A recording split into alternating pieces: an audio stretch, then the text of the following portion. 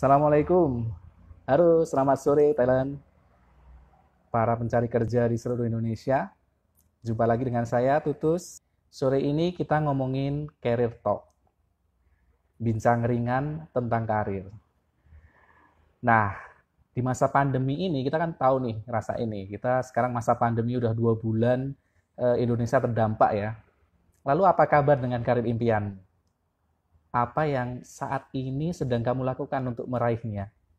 Dan bagaimana kegiatan sehari-harimu yang tetap kamu lakukan dalam masa pandemi ini bisa membawamu semakin dekat dengan masa depan karir yang kamu dambakan. Tentu dong kamu tidak mau peluang yang ada di depan mata terlewat saja hanya karena kamu sibuk rebahan di masa pandemi ini karena nggak bisa kemana-mana. Nah, sekarang tinggal apakah teman-teman siap untuk mengambil peluang karir itu, kemudian nanti selesai pandemi teman-teman mendapat panggilan kerja di posisi yang teman-teman dambakan.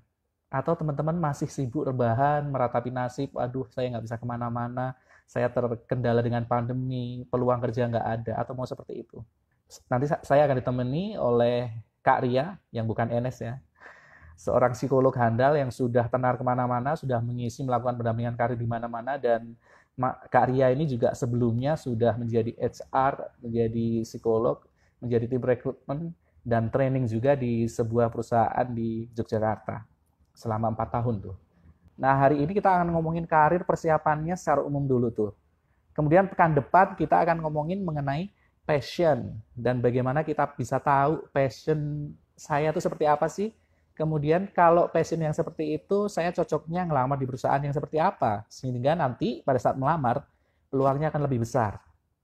Nah, kemudian juga setelah itu kita akan ngomongin bagaimana membuat sebuah personal branding.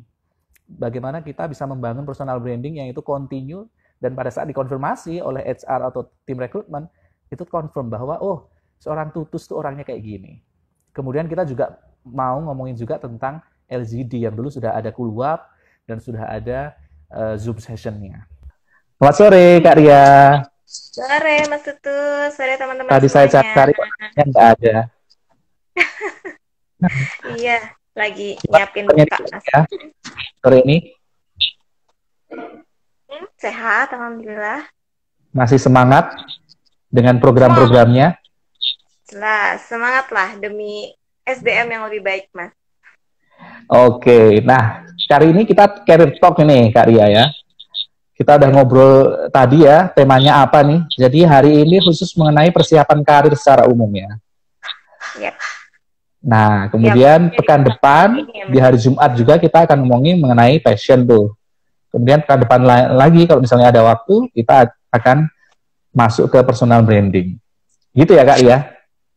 Siap, Mas Tus. Oke, kalau Betul. kita ngomongin tentang persiapan karir nih, sebelum kita masuk ke pertanyaan-pertanyaan yang sering muncul tuh. Biasanya Kak Ria, kalau Kak Ria melakukan pendampingan karir atau membuat program-program pelatihan itu, yang sering terkendala atau yang sering dialami oleh teman-teman pencari kerja itu apa sih mengenai persiapan karir? Ada banyak sih. Kita udah riset, Mas, tentang hal itu. Saya dan Oke. tim psikolog gitu ya, kita sudah riset apa sih kendala yang dialami atau dirasakan oleh para mahasiswa maupun karir seeker khususnya terkait Oke. gimana sih cara dia mencapai karir impiannya. Ada 7 Hmm. kendalanya, Mas, waktu itu hasilnya dari banyak Oke. banget yang kita riset gitu. 7 Hmm. itu satu, yang pertama adalah ternyata mereka masih kurang pede saat wawancara. Nah, Oke. bisa jadi kurang pede saat wawancara ini terkait juga dengan tantangan yang kedua, yaitu belum mengenal tentang kelebihan dan kekurangan dirinya. Jadi dia Hmm. bingung tuh, karena kan wawancara akan banyak ditanya tentang diri. Nah, itu yang bikin Hmm. mereka nggak pede.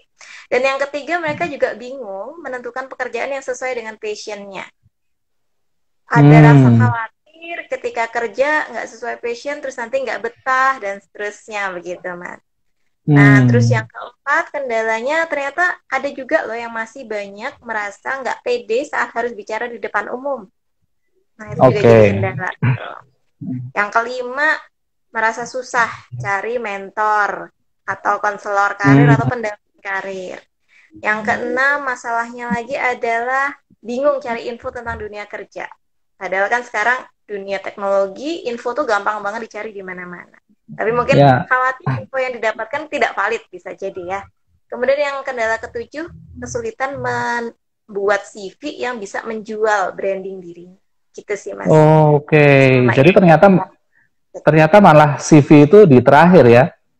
Yang yes, teman-teman alami paling sering muncul itu justru tidak pede ya. Yang tadi berkaitan dengan poin nomor 2, tidak pedenya karena mungkin tidak tahu kelebihan dan kekurangan. Saya juga bakal yes. gitu Kak. Kalau misalnya mau ketemu ketemu orang, mau kenalan dengan cewek gitu, kalau nggak tahu saya ini kelebihannya apa atau kekurangannya apa, saya tentu nggak akan pede untuk mendekati dia ya. Mas Tutus inilah. Jadi ini ya Faktornya aja. kaitannya dengan cari jodoh juga ternyata berkait ya, cari pekerjaan. Karena Hmm. pekerjaan juga seleksi itu pakai proses cari jodoh kan ya Mas ya. Oke, menarik ini. Jadi, Gimana tuh relasi relatifnya tuh? nah jadi kalau kita mau cari jodoh kan cari jodoh yang cocok ya, yang memang Ah, relate dengan kita, yang hmm, value-nya mirip, yang visi ke oke. depannya sama gitu ya. Jangan sampai visinya beda-beda. Yang satu mau ngejar surga, yang satu mau ngejar mall gitu kan Ah, beda gitu ya. Nah, begitu oke. juga dengan pekerjaan, Mas. Jadi kalau nyari perusahaan, cari pekerjaan ya yang cocok gitu, yang memang pas, punya kesamaan value, punya kesamaan visi, purpose-nya bisa sejalan dan seiring. Jadinya bisa sama-sama enak. Gitu sih Mas Tutus. Oke. Jadi Oh penting iya, ya untuk iya. mencari pekerjaan yang sesuai dengan fisik. Emangnya mirip ya? Nanti kalau misalnya kita cari jodoh itu kan ujung-ujungnya hidup bersama ya. Emang kerjaan juga Hmm, kayak gitu juga atau gimana nih? hmm. Kalau Mas Tutus kerja sehari berapa jam Mas Tutus? Kalau sebelum pandemi ya rata-rata 8-9 jam ya. Tapi setelah pandemi ini bisa 12 jam ini. Nah, padahal sehari kita cuma punya waktu 24 jam ya. Oke. Nah, Hmm. bayangkan berarti kalau biasanya 8 jam begitu, kurang lebih sepertiga hidup kita kan habisnya untuk bekerja. Apalagi kalau sekarang, tadi Mas Tutus cerita, bisa 10 jam, bahkan 12 jam begitu. Separuh Hmm. hidup kita habis untuk bekerja. Masa iya mau kita menghabiskan hidup kita untuk sesuatu yang tidak kita Ah, senengin? Gitu. ya, ya, ya. Masuk akal ya. Sama Ya, juga jadi nanti kita, ya, sama juga kita kawin dengan orang yang sebenarnya tidak cocok dengan kita. Tiap hari bisa berantem tuh ya, Mbak. betul Mas. Hati-hati milih jodoh ya. Oke. Nah, tadi kita ngomongin sebenarnya tentang masalah-masalah yang dihadapi teman-teman mencari kerja tuh. Tapi ini kan lagi pandemi nih Kak Ria nih. Menurut Kak Ria nih, masa pandemi ini sebenarnya masih cocok, masih relevan ya kalau misalnya kita cari kerja gitu? Relevannya masih ada, Mas. Memang Hmm. kalau peluang itu masih ada ya, cuman memang persaingannya akan jadi semakin ketat. Betul itu. Oke. Nah, kuncinya adalah punya mindset yang positif. Hmm. Jadi, jadilah orang yang proaktif. Orang proaktif itu yang kayak apa sih? Dia akan fokus pada sesuatu yang memang bisa dikontrol oleh dia. Yang bisa Hmm. dikontrol oleh kita apa? Paradigma kita terhadap sesuatu. Oke. Kemudian perilaku kita sangat bisa dikontrol. Kemudian Hmm. keterampilan yang kita miliki itu juga sangat bisa dikontrol. So, daripada kita membingungkan peluang karir ke depan, kemudian kondisi sosial ekonomi yang itu sama sekali di luar jangkauan kita, begitu ya. Nggak ada yang Hmm. bisa memastikan bahwa kamu pasti sukses, kamu pasti itu nggak ada. Itu tidak ada yang pasti Oke. gitu ya di dunia ini. Hmm. So, kalau kita hanya fokus pada sesuatu yang tidak bisa kita jangkau, tidak bisa kita kontrol, kita bakal merasa diri kita nggak berdaya. Ketika nggak Oke. berdaya, yang dipilih biasanya kalau nggak stres, ya terus merasa, ya udah deh nggak usah ngapa-ngapain, toh kita nggak ada peluang lagi. Nah, so kalau kita fokus pada paradigma kita, mindsetnya positif, maka ini bisa membuat kita jadi tergerak untuk melakukan sesuatu, yaitu bersiap-siap, mempersiapkan karir kita. Hmm. Sehingga ketika nanti kesempatan itu datang, kita jadi nggak kalah dengan pesaing-pesaing lainnya. Gitu ya. Kita fokus cari informasi tentang peluang karir sebanyak mungkin, fokus mengembangkan diri. Bahkan kalau kita mau lihat kesempatan, Mas Tutus, justru saat pandemi gini, kesempatan untuk belajarnya jadi jauh lebih banyak dibanding sebelum pandemi. Ya, Sekarang betul. benar ya Mas ya. Jadi banyak Ya. banget eh, situs online yang menyediakan training yang biasanya mahal harganya, sekarang bahkan banting harga, bahkan beberapa ada yang share ilmu secara gratis.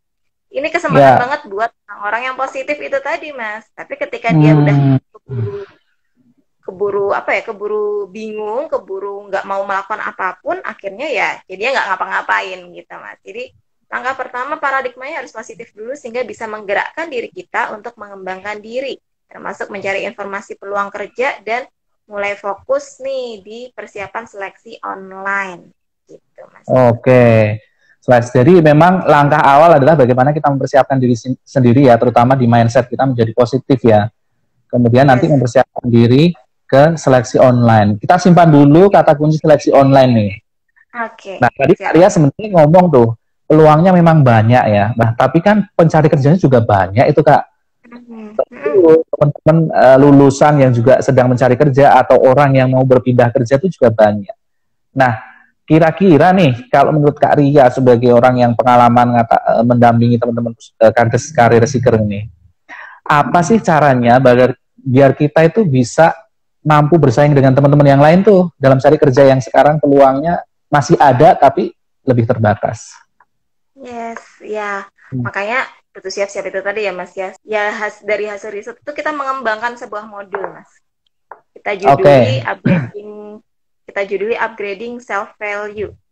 Nah, di situ ada 5 langkah yang bisa kita lakukan dan itu beradanya di dalam kontrol kita pribadi ya. Kita nggak lihat situasi di luar. Yang pertama adalah kita bisa menemukan value, passion, dan purpose. Itu langkah pertama yang harus dilakukan buat teman-teman yang mau mempersiapkan karirnya. Yang kedua, tentukan pilihan karir yang spesifik, yang sesuai juga dengan value, passion, dan purpose itu tadi. Habis itu bikin dan bangunlah personal branding yang positif. Langkah keempat, bikin CV yang bisa menunjukkan brand dirimu yang positif itu tadi. Dan langkah kelima, persiapkan dirimu untuk job interview biar brand positifnya juga bisa ditampilkan saat interview. Gitu, Mas. Di 5 langkah itu, kita bahkan akan membuat itu secara online juga, Mas Tus. Jadi biar bisa menjangkau. Karena selama ini kalau bikin event kebanyakan offline ya sebelum pandemi. Ya, event-event offline selama ini yang bisa akses biasanya kebanyakan dari teman-teman yang tinggalnya di Jogja, Jawa Tengah, dan sekitarnya, atau di Jawa Timur, Jakarta gitu ya. Nah, kalau sekarang kita bikin online, kita harapannya bisa menjangkau teman-teman semua, member upgrade yang tersebar di seluruh wilayah Indonesia. Makanya kita bikin program yang namanya Intensif Karir Program, Mas. Oke, jadi di masa pandemi ini tadi yang ada modul USV itu upgrading self value, dibuat sebuah program online intensif karir program gitu ya. Menarik banget ini. Dan kalau saya melihat di DM teman-teman karir seeker ini banyak sekali yang tanya sebenarnya kapan diadakan di Semarang, kapan nih trainingnya ada di Bandung, kapan gitu ya. Jadi mungkin bisa menjawab itu ya. Yes. Nah, dari kelima langkah tadi ya, 5 langkah saya sempat dengar tuh. Yang pertama adalah membangun passion atau menemukan passion diri itu. Sebenarnya seberapa penting sih passion itu dalam pencarian atau pembangunan karir di masa depan? Oke. Nah, kembali lagi tuh. Tadi kan, kita sepertiga bahkan separuh hidup kita akan habis untuk bekerja. Kalau kan passion itu kan kalau dari definisi Mas Tutus, artinya kan strong inclination, ketertarikan yang teramat sangat terhadap sesuatu. Sehingga membuat kita bersedia menginvestasikan waktu dan energi kita pada hal tersebut. Nah, ketika kita memang passion dalam pekerjaan kita, kita akan mau belajar lebih banyak untuk menampilkan diri terbaik. Kita akan menikmati setiap waktu kita saat mengerjakan hal tersebut. Nah, itu yang akan membuat kita bisa memberikan kontribusi positif pada perusahaan. So, dua-duanya diuntungkan. Perusahaan diuntungkan ketika mendapatkan karyawan yang memang passionate di bidangnya. Dan karyawan mendapat keuntungan dengan enjoy dia di setiap pekerjaannya. Jadi waktu kerjanya nggak terbuang hanya untuk menunggu jam pulang, hanya untuk mikirin makan siang, hanya untuk ngitungin dan pilih beli kalender yang tanggal merahnya paling banyak gitu ya Mas. Ya. Oke, jadi dengan passion itu paling tidak setelah nanti menemukan perusahaan yang sesuai dengan passion, pada saat kerja pun bisa lebih enjoy gitu ya. Yes. Oke, Dan Kak Arya ada pengalaman nggak nih? Ada teman atau Kak Arya sendiri pada saat tidak enjoy dalam bekerja itu akibatnya seperti apa? Pengalaman pribadi aja ya Mas Chris ya. Oke, boleh. Saya jujur pernah Mas kerja di tempat yang ternyata saya tidak enjoy. Karena ya saya sebagai fresh graduate dulu sama ketika nyari kerja kan yang penting dapat kerja dulu gitu ya, nggak mikirin passion, nggak mikirin yang lain-lain. Nah ketika bekerja di situ ternyata beda value, beda model budaya kerjanya beda. Saya orang yang suka ngobrol begini, suka ketemu orang, suka sharing. Tapi waktu itu di tempat kerja sebelumnya di salah satu tempat begitu, modelnya tidak ketemu langsung Mas. Jadi saya sebagai modelnya adalah dari surat menyurat. Jadi disposisi gitu ya. Jadi komunikasinya pakai surat menyurat. Nah itu yang bikin tidak nyaman. Walaupun sebenarnya pekerjaannya modelnya kan yang saya suka. Kebetulan saya tipe thinker savior Mas Tutus passionnya. Ketahuan ini sekarang. Ketahuan, thinker kan orang yang suka nganalisa, yang analisanya dapat, tapi savior saya tidak terpuaskan gitu. Di pekerjaan sebelumnya ya? Yes, di pekerjaan sebelumnya ada begitunya. Ya, itu makanya tidak bertahan lama. Waktu itu saya hanya bertahan sekitar 2-3 bulan sebelum akhirnya resign, karena memang nggak cocok. Jadi kalau memang nggak cocok, ketika dipaksakan sama-sama nggak nyaman di situ, Mas. Sama-sama nggak nyaman ya. Dan itu kalau terus dipaksakan bagi kita yang employee itu malah bisa stres dan mungkin nggak perform ya. Yes, tepat banget. Gitu, oke. Nah, kalau untuk kita nih, teman-teman karir seeker mungkin belum pernah, mungkin baru hari ini ngomongin tentang passion itu ya. Nah, ada caranya nggak sih untuk tahu passion kita itu seperti apa? Aku orangnya seperti apa gitu?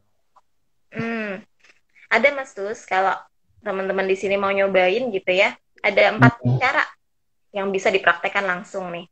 Yang pertama bisa self-assessment. Self-assessment itu apa? Self-assessment itu kita mengetes diri sendiri gitu ya. Nah, kalau self-assessment ini banyak sih providernya. Habis itu langkah kedua yaitu refleksi diri. Refleksi diri apa sih yang bisa dilakukan? Kita lihat nih selama ini waktu kita habis untuk melakukan pekerjaan apa, habis di mana, bagian mana yang kita suka, bagian mana yang tidak kita suka, dan kenapa. Nah, itu perlu diketahui itu. Yang ketiga, itu seeking feedback. Nah, kadang-kadang kita suka nggak sadar. Kalau dari teorinya Johari Window, Mas Tutus, pribadi manusia itu kan ada 4 kotak kayak jendela gitu ya. Ada public self, yang kita semua tahu, ada blind spot, ada unknown self, dan lain-lain begitu. Nah, blind spot ini akan bisa kita ketahui ketika kita cari feedback dari orang lain. Gitu. Jadi feedback dari orang lain itu penting banget Mas Tutus. Bisa tanya ke rekan organisasi, dosen, bahkan coach begitu, bisa bantu kita untuk lihat sebenarnya kita itu paling passionate kalau mengerjakan hal apa sih. Gitu. Langkah keempat yang bisa juga dicoba langsung adalah eksplorasi diri. Itu tuh yang menurut saya sih sekarang jarang dilakukan oleh teman-teman. Kadang-kadang banyak yang lebih suka di zona nyaman, lakukan pekerjaan yang itu aja, yang emang udah bisa gitu. Nah, kalau kita jarang explore, kita jadi nggak tahu nih mana yang beneran kita banget dan mana yang kita nggak banget gitu.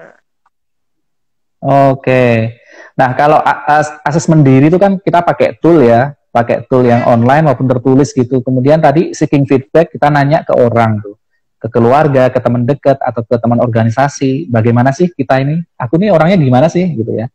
Nah, kalau yang keempat nih, berkaitan dengan eksplorasi diri, kalau contoh realnya bagaimana sih? Bagaimana kita bisa nge-explore, sehingga kita tahu bahwa kita passionate di situ. Contoh, satu contoh real aja, Pak. Satu contoh real yang saya curhat lagi nih, Mas. Oke, boleh. Daripada ngomongin orang kan, mending ngomongin diri sendiri. Ya, karena gini Mas, saya bisa ngomong kayak gini karena memang sudah mengalami. Dan ini sudah dipraktekkan sendiri. Makanya best practice-nya begitu ya Mas Tus. Oke. Jadi saya lulusan psikologi, saya seorang psikolog klinis. Kalau saya sudah kerja itu sejak kuliah. Ya, kuliah S1, saya kerja tentang pengetesan Mas, rekrutmen, seleksi, ngetes begitu, scoring, itu kerjaan saya. Nah, saat itu saya pikir setelah lulus ya akan bekerjanya begitu lagi. Karena kan yang saya ketahui itu, yang saya ngerti selama ini itu. Saya bayangannya pengen jadi selection begitu. Jadi ngelamar sebagai HR selection gitu. Ternyata dari beberapa perusahaan yang saya lamar, Mas Tutus, semuanya begitu masuk tahap wawancara pasti akan meminta saya untuk nawarinya sebagai trainer. Oke. Padahal saya nggak pernah jadi trainer sebelumnya. Gitu. Oke. Ya, sampai akhirnya namanya fresh graduate pengen dapat kerja ya Mas Tus. Akhirnya coba aja deh, oke lah saya mau deh ditawarin jadi trainer, bukan sebagai recruiter seperti yang saya mau begitu. Oke. Nyoba, saya explore, saya terjun sebagai trainer dan ternyata menikmati. Jadi kalau dulu-dulunya saya nggak mau coba, saya nggak akan pernah tahu bahwa ternyata saya enjoy banget jadi trainer. Bahkan lebih enjoy jadi trainer dibanding saat menjadi recruiter dulu. I see. Nah, eksplorasi diri tentang itu. Oke, jadi explore itu merasakan langsung ya dengan kegiatan yang berkaitan dengan aktivitas tertentu atau posisi tertentu atau proyek tertentu mungkin ya. Nah, itu kan Kak Ria ngomong bekerja ya. Tadi udah bekerja, kemudian awali sebagai trainer tuh. Nah, kalau yang belum kerja tuh, gimana caranya nge-explore tuh? Nah, justru itu kesempatan emas, Mas Tutus. Oke. Menurut saya, proses saya tadi itu terlalu terlambat. Untungnya saya ketika explore jadi trainer menikmati. Coba kalau nggak menikmati, akhirnya kan saya akan berganti-ganti pekerjaan dalam waktu yang singkat, ya kan?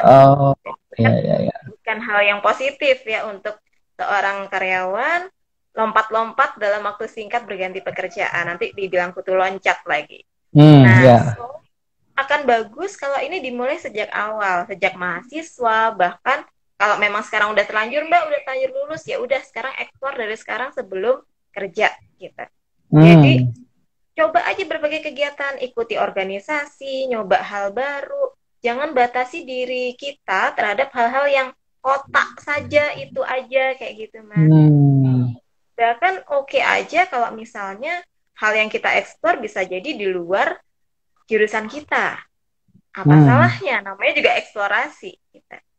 Ya, ternyata membuka diri terhadap peluang baru, bersedia mencoba, akan bikin kita selain satu lebih kenal dengan diri kita dan passion kita, juga biar kita lebih fleksibel terhadap perubahan situasi.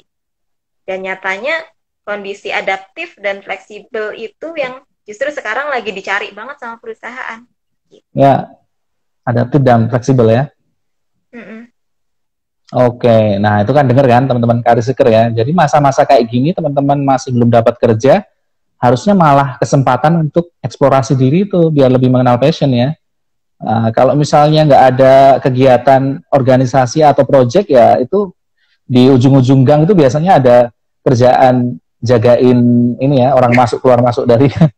Nah bisa siapa tahu di situ bisa bantu ya. Nanti bisa tahu apakah savior atau tidak. Yes. Oke. Nah, sebenarnya tadi ngomongin tentang saingan juga nih. Bagaimana kita bersama. Ini saingan dalam tanda positif ya, teman-teman. Kalau saya ngomongin saingan bukan berarti kompetisi yang harus sikut-sikutan gitu ya. Tapi persaingan dalam tanda positif karena kita masing-masing punya expertise, kita punya passion tadi, punya value masing-masing yang cocok di perusahaan tertentu yang orang lain belum tentu cocok. Oke. Nah, kalau misalnya kita bisa mempersiapkan nih Kalau misalnya teman-teman di career seeker itu bisa mempersiapkan sebelum lulus. Nah, harusnya apa sih yang menjadi nilai positif itu? Sehingga nanti pada saat sudah lulus, itu bisa lebih cepat dilirik oleh perusahaan kalau melamar. Harusnya apa yang harus ditonjolkan pada saat mau lulus? Nah, ya, menarik sih ini Mas pertanyaannya. Kalau Hmm, kita pengen tahu nilai positif yang bisa ditonjolkan, Oke. nah ini kalau di istilah kami, istilah kerennya ya, bahasa kerennya tuh Hmm, unique value proposition-nya, Oke, nilai unik. unik Oke. hatinya, gitu ya, yang bisa membedakan dia dari kompetitor atau saingan yang positif itu tadi ya. Hmm, Nah, untuk tahu nilai positif yang bisa kita tonjolkan, langkah pertama ya harus mengenali diri dulu, Mas Tus. Oke. Kalau dirinya sendiri belum kenal, makanya di tadi upgrading self value langkah pertama adalah mengenali diri, value, passion, dan purpose-nya. Purpose. Oke. Karena dari situlah kita bisa tahu, oh keunikan diriku ini. Yang ini Hmm, tidak didapatkan di tempat lain. Ini yang akan kutonjolkan. hmm. Begitu itu ketemu, itu yang ditonjolkan melalui proses branding. Itulah yang Oh, ditonjolkan di sosmednya gitu, Mas. Di CV-nya, hmm. tampilkan saat interview gitu. Oke. Jadi memang sebaiknya sebelum lulus atau sebelum melamar kerja itu mengenali diri sendiri. Tadi selain self value, kemudian purpose dan passion, itu juga tahu uniknya di mana ya. Yes. Unique value propositionnya di mana. Oh, ini udah ngomongin bisnis aja nih. Kayak kemarin saya hari Minggu ngomong dengan Mas Nur Hadi nih tentang bisnis. Sama ternyata ya. Bahkan kita nyari Iya, kerja harus satu yang unik kita tahu ya. Nah sebenarnya kalau sebagai karena psikolog, sebagai ya gimana? Lanjut Kak. ya, maksudnya karena kan diri kita mirip mirip dengan bisnis, Mas. Bedanya kalau dalam Ya. proses seleksi diri kita sebagai produk gitu ya. Hmm. Jadinya makanya harus dicari unique value-nya itu tadi. Nah, silakan Mas lanjutkan. Oke. Nah kalau tadi ngomongin lagi ini ya. Kalau dari sisi HR, dari sisi human capital atau recruiter nih, kan Kak Ria pernah juga sebagai recruiter gitu ya. Hmm. Nah, selain passion dan tadi unik itu, yang dilihat pertama kali kalau misalnya mau hire seseorang itu apa sih? Yang dilihat pertama kali kalau mau hire orang, Mas. Hmm. Oke. Kalau setiap perusahaan tentu beda-beda ya kebijakannya, tapi kalau saya pribadi begitu biasanya melihatnya lebih ke attitude dulu. Oke. Okay. Karena skill itu sesuatu hard skill, sesuatu yang sangat bisa dipelajari. Hmm. Bisa kita kasih training begitu setelah masuk Oke. Okay. kerja. Tapi kalau attitude mau dirubah atau personality mau dirubah, itu perjalanannya panjang. Oke. Okay. Dan karena itu kan terbentuk ya, bentukan sejak kita kecil begitu. So, kalau itu mau dirubah akan lebih berat. Maka itu yang biasanya kita lihat dulu. Seberapa cocok nih attitude atau value yang dipunya dengan value perusahaan. Kira-kira dia nanti begitu di hire kerja bisa kontribusi positif atau malah nyusahin gitu. Itu yang dilihat pertama kali. Dan itu biasanya ketahuan pada saat tes ya, seleksi ke perusahaan ya. Ya, bisa tes. Nah, enaknya di masa teknologi ini Mas Tutus, kalau dulu di zaman saya, zaman kita, zaman Mas Tutus saya yakin lebih parah ya, lagi 5 tahun lalu lah, 5 tahun lalu. Di zaman dulu itu tuh kalau kita pengen kenal diri sendiri itu effortnya gede banget. Ya. Bahkan kalau mau psikotes gitu, dulu karena saya dulu di salah satu biro konsultasi psikologi juga di kampus melayani tes bakat minat gitu ya. Kalau mau tes bakat minat, paper pensil itu harus datang dan bayarnya lumayan. Itu harganya sekitar 300.000 lah. Nah, sekarang di masa teknologi begini, online assessment yang gratis, bisa diakses. Dari mulai personality style, kemudian minat karir, sampai ke potensi kognitif tuh, verbal, numerik, spasial. Sesuatu yang harusnya harganya tadinya mahal, paper pensil, susah diakses, sekarang bisa diakses di mana aja. Itu kan keren banget Mas Tutut, kalau itu dimanfaatkan dari sekarang Sehingga kita jadi lebih tahu nih bagian mana yang bisa kita perbaiki, bagian mana yang ternyata sudah positif dan bisa kita tonjolkan sebagai personal brand kita. Gitu. Oke, ternyata banyak banget yang bisa kita lakukan ya. Nah, jadi teman-teman Career Seeker, kalau masa pandemi gini masih rebahan aja, waduh, ya siap-siap aja masa depan kamu suram. Nah itu Kak Ria banyak banget ternyata. Tadi kita bisa melakukan assessment, kita bisa seeking feedback, kita bahkan bisa eksplorasi diri tuh. Dan itu bagian dari persiapan karir, bukan kaleng-kaleng ya, bukan pekerjaan yang biasa saja. Nah, sebelum event ini saya ada DM itu, ada pertanyaan yang masuk Kak Ria. Nah, ini kan masa pandemi ya, masa yang semuanya serba tak pasti tuh. Pekerjaan juga peluangnya mungkin ada tapi terbatas banget. Nah, ada satu pertanyaan yang ngomong, dia baru lulus S1 tuh. Ada orang tuanya ngasih kesempatan tuh untuk ngambil S2 atau profesi gitu. Nah, sementara dia sendiri kerja tuh. Nah, sebaiknya bagaimana tuh? Apakah mau tetap nyari kerja dengan peluang yang seperti ini, atau lanjut aja kuliah? Karena siapa tahu nanti setelah COVID selesai, pekerjaan banyak tuh. Nah, gimana nih yang seperti ini, Kak? Saya yakin teman-teman banyak juga yang mengalami hal ini sama. Yes, ya kegalauan antara kerja, lanjut S2, atau menikah, Mas. Satu lagi apa? Nah, itu di pertanyaannya nggak ada menikahnya tuh, cuma 2 pilihannya. Iya. Mau lanjut S2 atau mau langsung kerja gitu ya tadi ya pertanyaannya ya. Oke. Kalau kegalauan itu sekali lagi tergantung purpose seseorang dalam hidupnya, Mas. Purpose itu kan sebenarnya alasan keberadaan kita gitu. Apa sih yang pengen dicapai di akhir kita? Kalau memang dia dengan melakukan dengan S2 profesi itu sudah ada tujuan tertentu, misalnya nih, ketika kalau saya dulu juga S2 profesi, Mas, pengen lanjut itu karena biar ketika nanti menikah saya bisa fleksibel, kerjanya bisa kemana aja, ngikutin suami saya kerja di mana. Kirain fleksibel itu bisa gitu, nggak jadi lanjut. Lanjut. Nah, jadi waktu itu memang memutuskan ngambil S2 profesi karena biar lebih fleksibel pada saat sudah menikah ya. Karena dengan profesi psikolog itu bisa kerja di mana saja gitu ya. Waktu itu ya kan. Oke, lanjut. Iya. Nah, kalau masalahnya adalah sekarang itu banyak yang ambil S2 karena pelarian, Mas. Oke. Pelarian karena butuh status. Karena tidak nyaman ketika ditanya, udah lulus, sekarang kerja di mana? Kok lama banget gak dapat kerja? Pertanyaan-pertanyaan itu memang membuat seseorang jadi tidak nyaman dan akhirnya memutuskan untuk lari dalam tanda petik, lanjut studi atau S2. Sehingga kalau ditanya lagi, oh iya sekarang sibuk S2 dulu. S2, oke.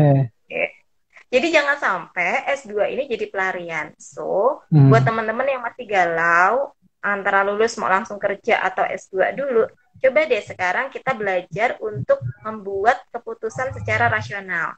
Salah satunya teman-teman bisa coba pakai cost and benefit analysis. Nah, mulai belajar analisa pengambilan keputusan nih jadinya. Coba dari S1, kelebihannya kalau langsung bekerja, kelebihannya apa? Seberapa banyak nanti peluang yang bisa kamu dapatkan di situ. Kemudian konsekuensinya apa kalau langsung bekerja? Misalnya peluang dapat beasiswanya jadi lebih berkurang misalnya ya, atau peluang dibayarin orang tuanya jadi berkurang dan seterusnya, itu ada konsekuensinya. Begitu juga dengan keputusan untuk lanjut S2, kelebihannya apa, konsekuensinya apa, termasuk ke alternatif karir setelah itu ada apa enggak. Karena bisa jadi masih banyak perusahaan yang carinya S1, kecuali kalau S2-nya profesi gitu ya Mas. Jadi semuanya perlu dipertimbangkan secara matang. Nah, pilihlah keputusan yang memang plusnya banyak dan konsekuensinya paling siap untuk diterima atau dihadapi. Gitu, Mas. Jadi biar nggak galau gitu ya. Oke, jadi salah satunya tadi menggunakan cost benefit itu ya, cost benefit analisis ya. Wah, ini penting banget ini. Jadi meskipun kamu rebahan, kamu juga harus mikir tuh, kalau aku begini, untungnya apa, ruginya apa. Dicatat sekarang, mikir boleh, dicatat lebih bagus. Nah, itu tips yang bagus tadi buat dari Kak Ria itu. Jadi pilih yang benefitnya itu paling banyak. Dan ini juga saya ada pesan nih buat para orang tua muda ini yang sekarang. Jadi jangan terlalu sering nanyakan sekarang setelah lulus kuliah terus aktivitasnya apa.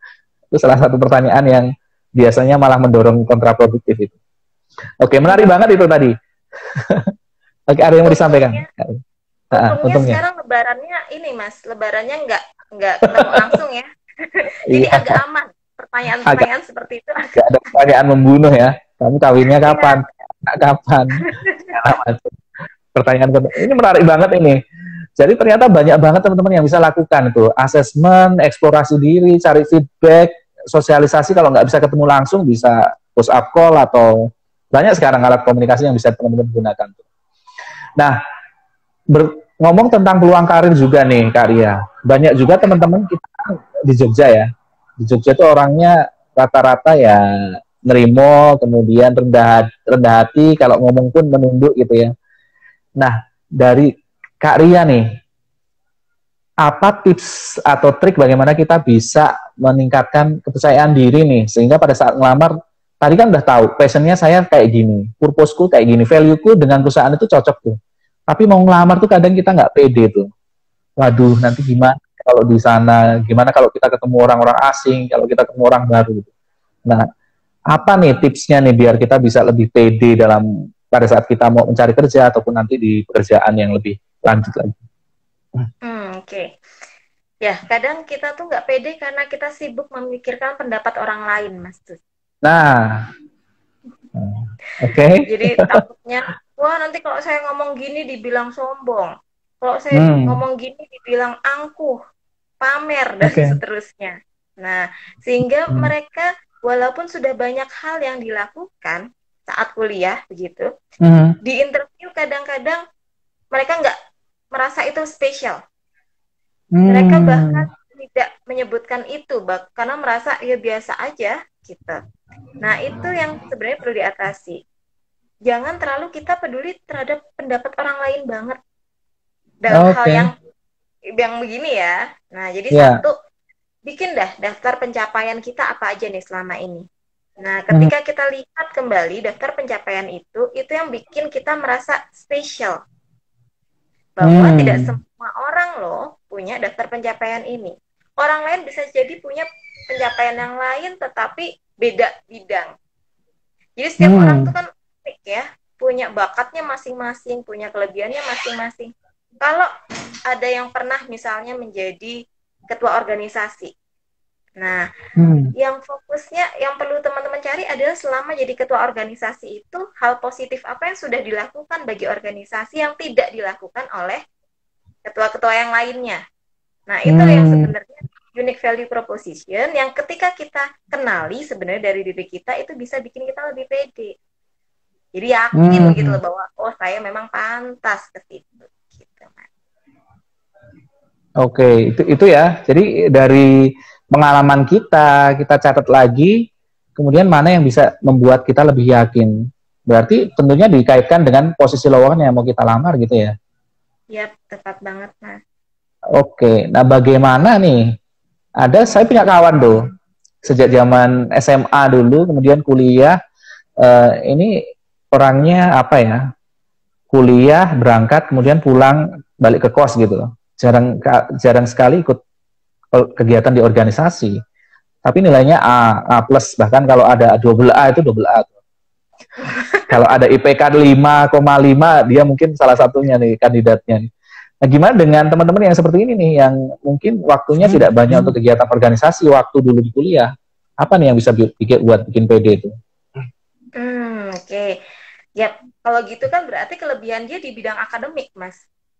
Oke. Gitu. Oke ya, jadi seperti yang saya sampaikan, setiap orang itu unik. Ada orang yang memang ahli di organisasi, ada orang yang keren saat public speaking, ada orang yang memang ahlinya di akademik, gitu. Jadi tonjolkanlah sisi akademikmu. Nah, bagusnya lagi kalau saat yang di akademik itu ya, yang kuliah tapi IPK-nya tinggi banget, harusnya kan dia pemahamannya tentang ilmu, keilmuannya sangat tinggi ya.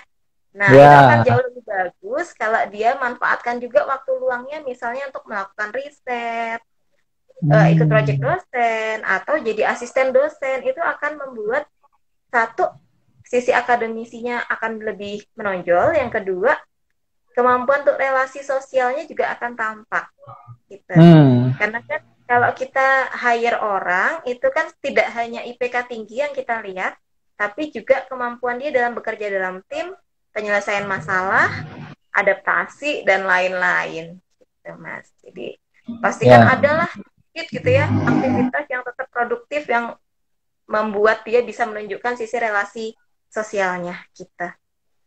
Oh, ini ada beberapa pertanyaan yang masuk, Mas Tutus. Oh, ini ada pertanyaan ya. Sebentar nih, Karir Seeker. Kita tidak akan banyak menjawab pertanyaan tuh. Jadi pertanyaan yang masuk di sini akan dijawab di sesi depan. Tapi ini ada satu pertanyaan yang menarik ini, yang muncul dari FKA 002 nih, Kak Ria nih. Cara menunjukkan kespesialan kita saat interview rekrutmen nih. Bahasa yang tepat agar tersampaikan dengan baik bagaimana, Kak? Tuh. Tadi kan sudah Bahasa tahu yang nih, kita spesial, kita punya unique value proposition dan punya value dan purpose mungkin yang sama dengan perusahaan. Nah, cara menunjukkan itu saat interview itu apa tuh? Nah, kita melompat nih karena ada pertanyaan di situ. Oke, ya menarik nih pertanyaannya ya. Agak membuat saya Ya, berpikir dulu.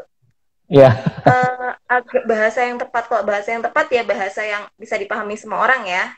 Silakan kalau interviewnya bahasa Inggris ya berarti bahasa Inggris, kalau interview bahasa Indonesia bahasa Indonesia. Nah, kesempatan kita untuk menonjolkan personal brand kita saat interview yang pertama adalah saat perkenalan diri. Banyak interviewer yang di awal memberi kesempatan kandidat untuk memperkenalkan dirinya atau menceritakan tentang dirinya. Hal Sebentar ini nih, sebenarnya teman-teman dengarkan dengan baik nih. Ini tips and trick wawancara tuh. Silahkan lanjutkan. ya itu kan Ya, sebenarnya kesempatan yang dikasih ya, tapi ya. nggak banyak yang memanfaatkan kesempatan tersebut untuk menonjolkan kespesialan dirinya. Kebanyakan Oke. hanya menyampaikan nama, jurusan, IPK, asal universitas, atau hal-hal yang sudah jelas tertera di dalam CV. Oh, jadi interviewer udah tahu sebenarnya ya hal itu ya. Iya, jadi kadang kita sebagai interviewer kadang-kadang merasa kayak ini kita dianggap tidak paham atau tidak bisa baca atau gimana. Oke. Nah, jadi ketika diminta memperkenalkan diri, ketika diminta menceritakan tentang dirimu, disitulah kita bisa banget untuk menjual dalam tanda petik kespesialan diri kita yang tadi sudah kamu temukan tuh, bagus banget KA. Jadi, Oke. misalnya, saya Ria Aprilia, saya dulu pernah menjadi ketua organisasi Humas di Lembaga Mahasiswa Psikologi. Saat menjadi Humas, saya membuat sebuah buletin yang namanya Persona. Buletin ini belum pernah ada sebelumnya dan di masa saya menyusun itu dari nol. Nah, itu kan berbeda. Daripada sekadar ngomong, lanjut. Iya, dibanding hanya itu tadi. Saya lulusan psikologi, saya dulu aktif di Lembaga Mahasiswa Psikologi, titik. Apa spesialnya ya? Iya, benar. Kalau saya interviewer, saya udah milih yang pertama tadi, benar tuh. Iya. Jadi tunjukkanlah kespesialanmu, apa yang kamu lakukan yang memang itu spesial gitu ya, yang unik, yang orang lain tidak lakukan. Dan itu nggak bisa dilakukan kalau tidak dipersiapkan sebelumnya tentunya ya. Yes, iya. Ya. Jadi memang persiapan karir ini penting banget tuh. Dan tadi waktu ngomongin interview ini Kak Ria udah ngomongin personal branding itu. Kalau nggak salah tadi di 5 langkah itu di langkah ketiga ya. Langkah ketiga personal branding. Ini kalau saya dengar personal branding ini seolah-olah produk lagi ya. Dan biasanya orang yang suka membranding personalnya atau dirinya sendiri itu biasanya orang yang mau kampanye tuh atau mau nyalek gitu. Nah, bisa ceritakan sedikit tentang personal branding dan bagaimana pentingnya di persiapan karir nih Kak? Iya. Ya, oke. Personal branding ya, kita ngobrol sedikit. Kalau personal brand itu saya bedakan dulu antara istilah personal brand dengan personal branding. Kalau personal branding itu prosesnya, strateginya untuk apa yang mau kita sampaikan ke orang lain agar kesan yang kita harapkan diterima oleh orang lain nyampe. Itu personal branding. Nah, kalau personal brand, hasil akhirnya. Jadi, persepsi orang lain terhadap kita, kesan orang lain terhadap kita itu personal brand. Jadi hasil Hmm. akhir yang kita harapkan itu ya. Nah, kalau ngobrolin personal branding, apa yang bisa dilakukan? Langkah pertama gampang banget yang bisa dilakukan, cek sosmed kita. Hmm. Atau yang mau lebih gampang lagi, yang sekarang juga bisa dilakukan, coba ketik nama lengkapmu di browser internet deh. Oke, di Google Hasilnya gitu ya. di Google ya, kalau boleh nyebut merek Google ya Mas ya. Boleh Oke. pakai Google, boleh pakai Opera, boleh pakai Chrome, boleh Mozilla, boleh, silahkan. Nah, Hmm. silakan ketikkan begitu ya nama lengkapmu di situ, lihat hasil apa yang keluar. Itulah Hmm. personal brandmu saat ini. Itulah yang orang Hmm. lain, yang orang yang tidak kenal sama kamu akan lihat dan akan mempersepsimu dari hal itu. Jadi Hmm. kalau saat itu terjadi, biasanya rekruter kadang-kadang suka kepo, Mas. Nama lengkap Hmm. kandidat, kita searching tuh.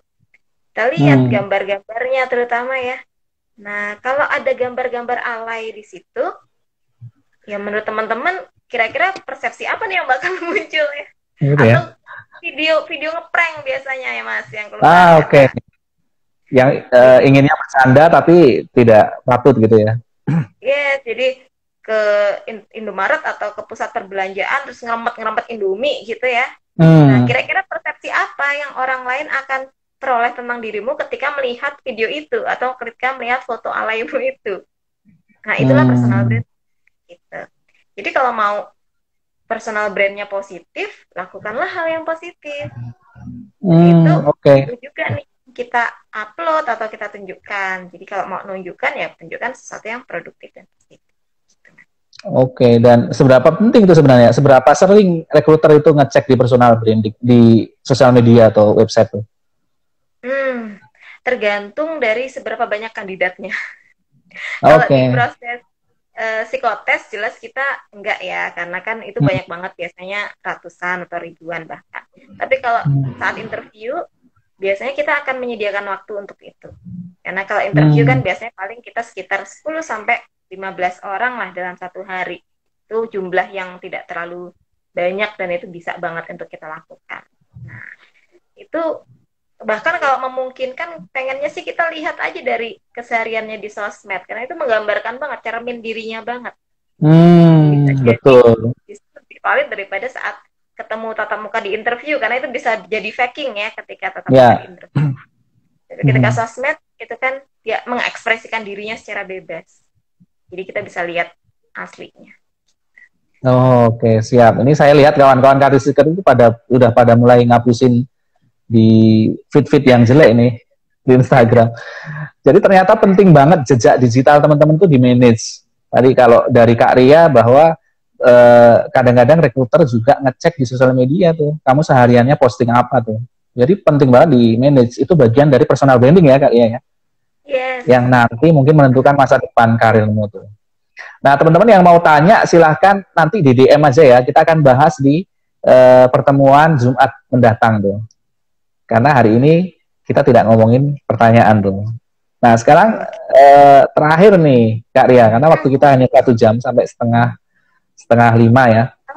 Sudah setengah Nah, lima ya.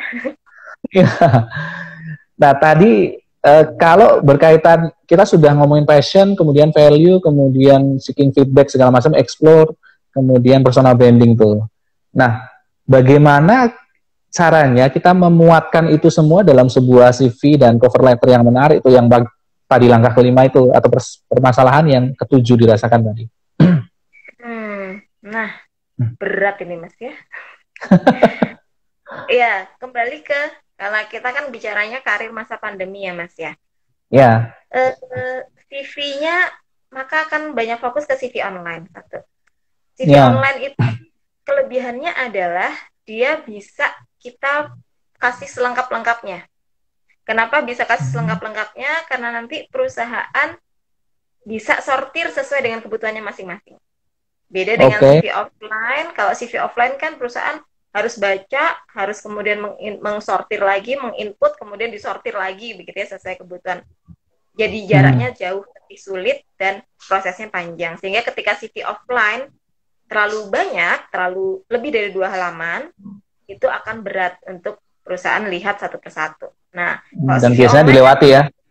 iya biasanya dilewatin Mas. Apalagi kalau Iya, CV-nya tebel banget bentuk novel gitu ya, biasanya dilewatin aja. iya, Bingung gitu bacanya. Nah, kalau CV oke. online kan enggak. Kalau CV online kan bisa langsung di data, langsung di search sesuai kebutuhan. So, CV online kita bisa selengkap mungkin. Oke, Bahkan sebentar. kalau di, Sebelum dilanjut tuh. TV ya, online itu apa termasuk kalau kita ngirim lowongan di email kemudian di attach PDF itu apa CV online juga itu? itu CV offline Mas masuknya. Oh, jadi kalau Eh, PDF kita kirim ke email itu termasuk CV offline ya? CV offline karena kan nanti perusahaan tetap harus download dari Download dan emailnya, habis itu oke. masih prosesnya jadi lebih panjang lagi. Oke, lanjutkan, Kak. Jadi CV online ya kalau mau gampangnya bisa teman-teman buka www.upgrad.id ya, upgrad.id. Di situ CV-nya CV online, itu portal karir juga, portal karirnya Hmm. Mas Tutut. CV-nya CV online. Jadi teman-teman bisa banget cerita banget di situ panjang, di situ bahkan bisa attach video. Jadi kalau mau Hmm. menunjukkan kemampuan public speaking, Mas, tadi ya bicara hal positif, unique value proposition, kalau Ya. nggak dibuktikan langsung nih, misalnya salah satu unique value proposition yang mau ditonjolkan adalah kemampuan komunikasi. Ya, tunjukkan Ya. itu di dalam CV online-mu yang bahkan bisa Hmm. untuk upload video gitu. Profil singkatnya bisa disampaikan passionmu, value-mu, hal-hal yang memang menjadi kekuatan utama. Jadi di profil Hmm. singkat disampaikan, branding kita itu tadi ya, kaitannya kan sama branding dan kelebihan kita. Di profil singkat bisa disampaikan branding kita, kemudian di video juga bisa ditampilkan kemampuan-kemampuan yang kita miliki secara langsung sebagai bukti. Kemudian pengalamannya dilengkapi. Jadi pengalaman organisasi jangan cuman jabatan dan nama organisasi, tapi apa yang kita lakukan di sana juga perlu untuk teman-teman tuliskan. Gitu. Oke, jadi ternyata di CV juga kita harus menonjolkan tadi kelebihan kekurangan ya. Mm-mm. Karena biasanya data yang masuk tuh bisa ratusan ribuan ya. Kalau CV kita sudah tidak menarik di awal bisa jadi lewat tuh ya. Yes. Ya, kalau CV-nya udah ada video sendiri perkenalan yang orang lain nggak ada, itu kan jadi menarik banget tuh, Mas. Iya, betul. Nah, terima kasih banyak nih Kak Ria atas waktunya sore ini. Karena waktu kita hanya Sama-sama. 1 jam. Oke, terima kasih teman-teman yang sudah hadir di sini dan kami tetap berharap teman-teman di masa pandemi ini tetap pede, tetap semangat mencari kerja dan insya Allah nanti setelah Lebaran teman-teman mendapatkan karir yang teman-teman impikan. Saya Tutus Amin. Kusuma, sampai jumpa pekan depan di Karir Talk, ngobrol ringan tentang karir. Assalamualaikum. Waalaikumsalam.